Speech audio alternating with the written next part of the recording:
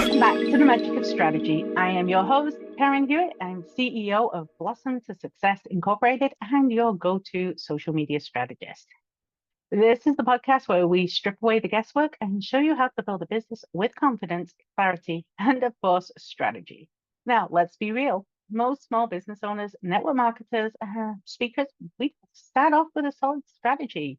Instead, we hit the ground running, taking whatever opportunities come our way and figure it out as we go. That sounds familiar? Well, here's the hard truth. Winging it is not a strategy. And today we're going to talk about shifting your mindset from just getting by to thinking like a CEO.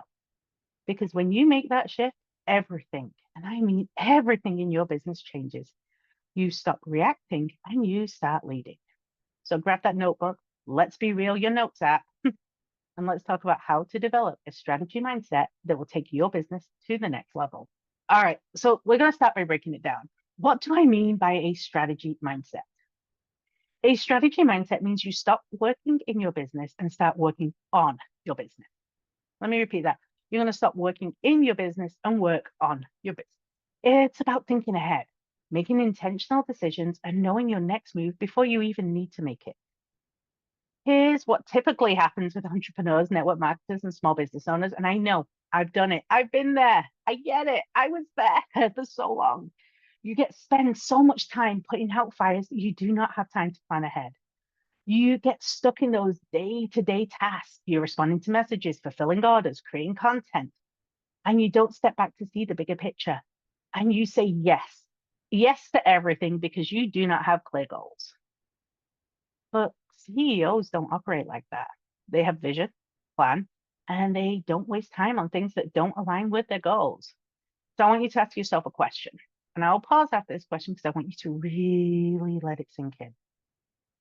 Am I busy or am I actually building a business? If that hit a little too close to home, don't worry, you're in the right place. Because today we are going to shift that mindset together. In fact, I have it on my own desktop. I'm just going to look over here and read it. I have a focus list. This is something that I have for myself mentally because I am introverted, I'm empath, all these kind of things. One, I have 4 items that I ask myself every day. Is this treating people well? Because that's important to me. Does this task equal success? And then, am I building or busy? And I also have a little something about taking care of me as well. But it is so important that I put it on my screensaver every single day. But here's the thing. How do we actually start thinking like a CEO instead of an overwhelmed business owner?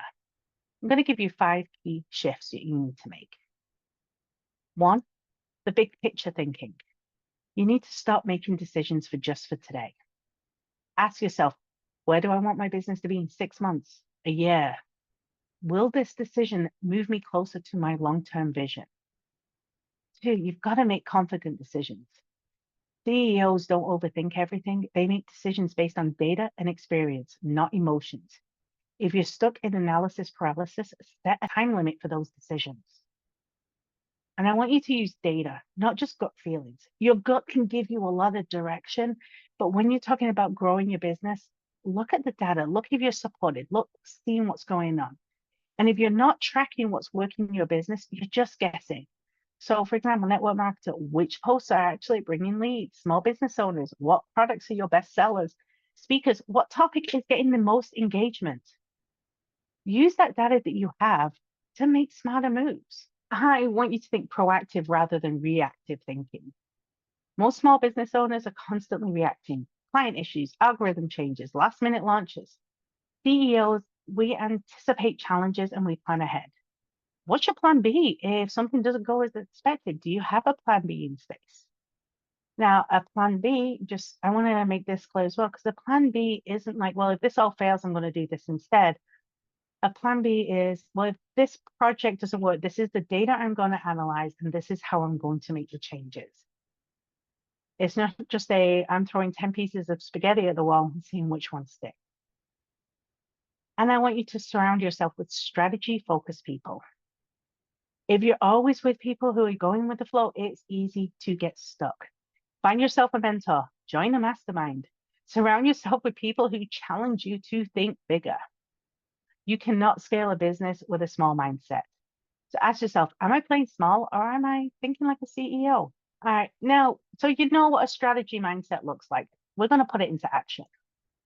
I want you to put these things as 5 things that you can do that start right now, today, that help you start thinking like a CEO. One, you're going to set aside CEO time. You're going to pick a time every single week to step back and work on your business. Review progress, set goals, adjust your strategy. This is about looking at data, looking at information, looking at growth.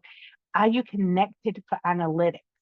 If your business is on social media, I strongly encourage use of Metrical, and I'll put a link in the show notes for you because you can get one brand for free for so many posts. But they will quite literally tell you what posts are performing, where your demographics are. It gives you your breakdown over all your platforms. And then their plans are one of the best prices you can get across the board.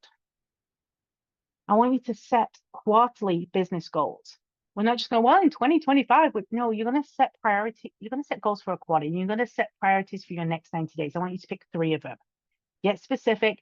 We're not doing vague goaling. We're not vague booking it. We're going to get clarity because that is key. You're going to track your numbers. I want you to pick 2 or 3 metrics to track every week. Is it engagement, sales, leads? What is it that's driving your business? Track it. Where your attention goes, the money flows. 4, you're going to create a decision framework. When you're stuck on a decision, I want you to ask, does this align with my vision? Will this move my business forward? And is it worth my time? And 5, say no to distractions. If an opportunity does not fit your strategy, say no. Stay focused on what actually matters. Just as a personal note, I know this number 5 was one of my hardest that I had to learn. When I first started as a small business owner, I think I opened up like 50 businesses because I was trying to be everything to everyone, and it just did not fit my strategy, and it left me overwhelmed, and it didn't move me forward. Because every time someone offered me a chance to do something, I was like, oh, yeah, that sounds good. And it just drove me further and further down. So pick something and stick with it. And now I'm going to talk about some real world case strategy, because I think this is where I'm giving you all this list and you're like, but I don't get it. I don't understand it and why it'll actually help. I had an amazing client. They're good friends with me now because we work their business and they're thriving and they're expanding. And we see each other more as peers rather than the mentor client relationship that we had, the coach client relationship we had for a while.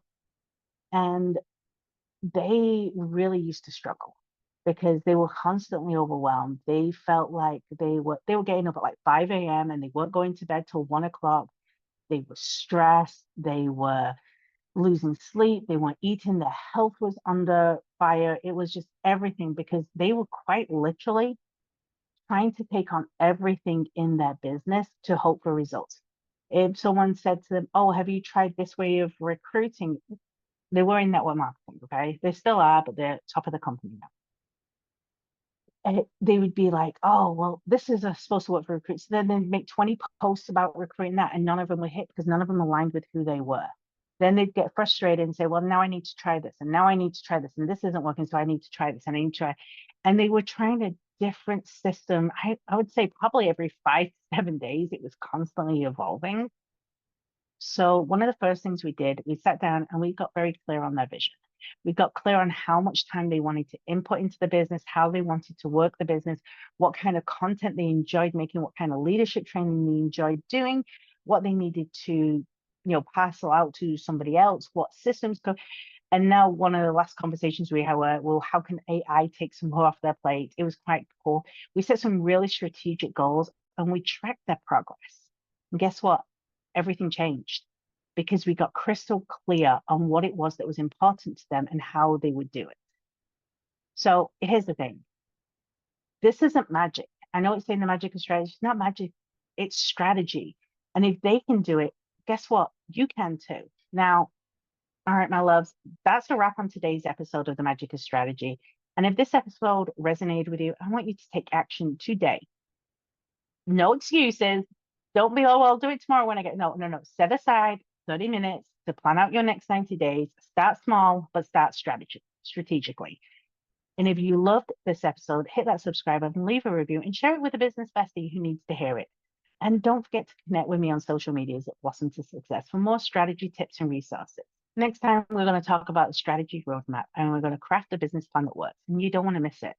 So until then, keep strategizing and stay magical, my loves.